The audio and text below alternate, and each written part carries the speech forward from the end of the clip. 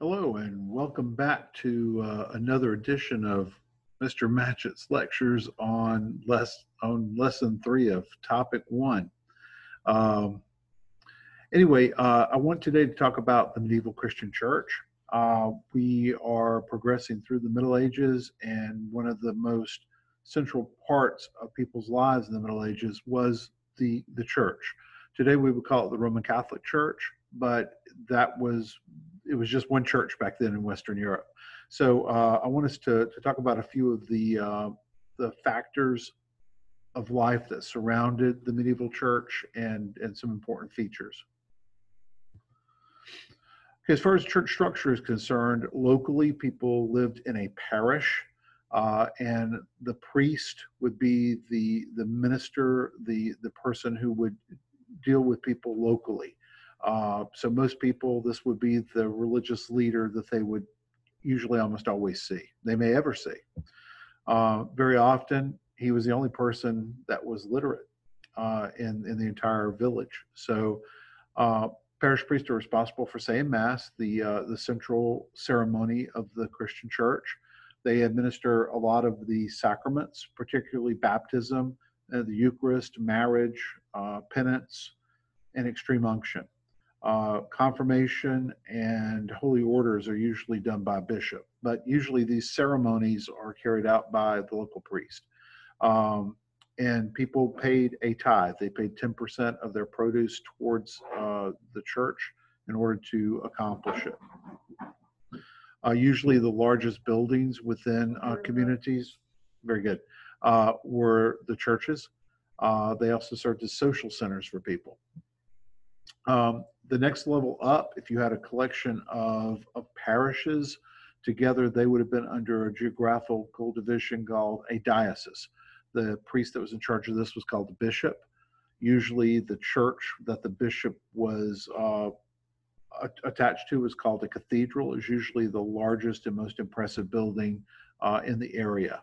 And it served as a regional administrative center for all the churches. You had a very, very heavy and heavily involved and very complex monastic life in medieval Europe. Monastics are people that pull away from the world and go somewhere to spend their time in prayer and meditation. Their job is to pray for the world. So traditionally, men are called monks that do this. They live in monasteries, and nuns, women who do the same thing, live in convents, although sometimes the words are kind of interchangeable. They follow a set ritual, a set routine that's guided by hours of prayer interspersed with work. So there was 6 hours a day of prayer, 6 hours a day of work. They also were the social service centers of the time period. So very often, the only medical care that people could obtain would be at a monastery. This is where schools were, where libraries were. If people traveled, they were usually the safest places to stay. And they were also the central part of missionary activity as they began to spread Christianity throughout Europe.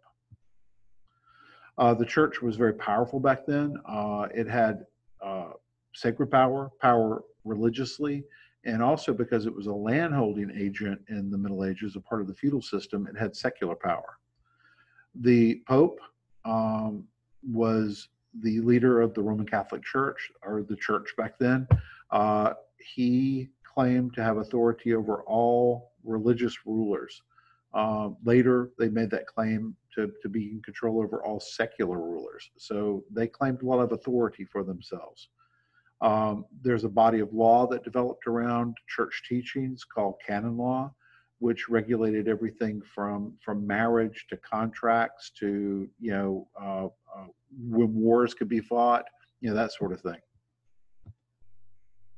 There were punishments that the church could impose on people. They could throw them out of the church, forbid them communion, damn them to hell in the next world. This is called excommunication. They could place an interdict on churches in regions that weren't doing what the Pope wanted them to do. So they would close the churches and keep people from having the sacraments. And there was an imposition on fighting. It's called the Peace of God. And there were times during the year when it was illegal to go to war. So, like during Easter, during Christmas, you couldn't go to war, and the church enforced that. There were some reform efforts because whenever you have a large amount of money concentrated in the hands of people and lots of power, there's room for corruption. That was true back then, it's true today.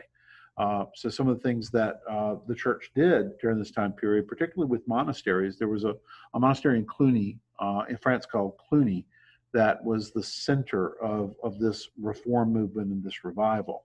One of the things that they really pushed for was for the popes to be in charge of the church completely and not feudal lords.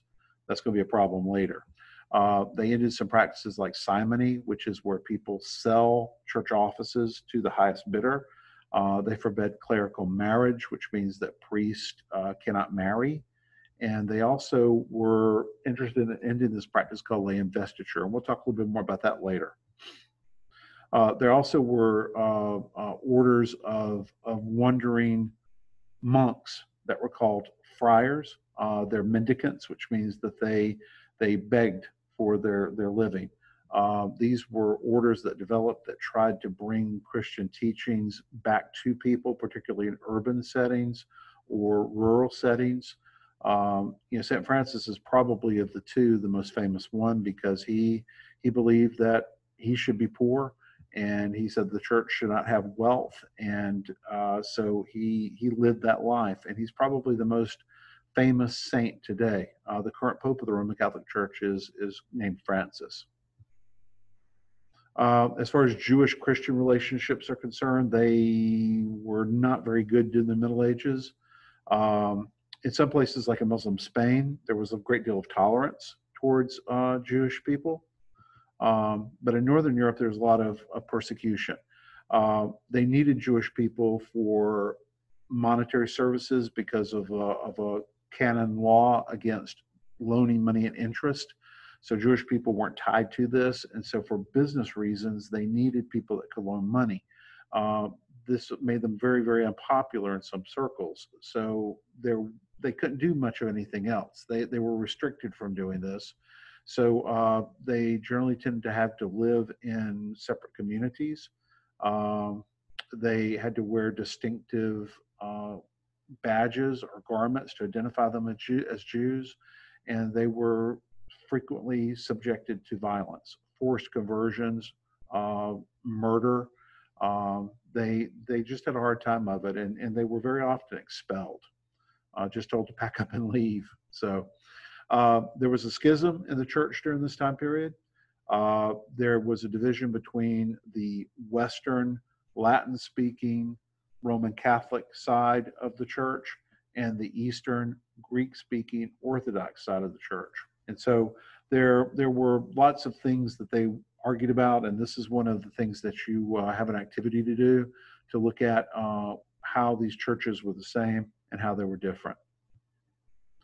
And this came to a head in 1054 when the Pope and the Patriarch excommunicated each other, technically damning each side to hell. And this is something that was in place till the 1960s. These churches are very similar in so many ways, but yet they still refuse to blend back together. So, and as you start to look at how they are the same, how they're different, I think you'll see that. Okay, so that's it for lesson 3. As always, if you have any questions, let me know, and I will see you with the next lesson.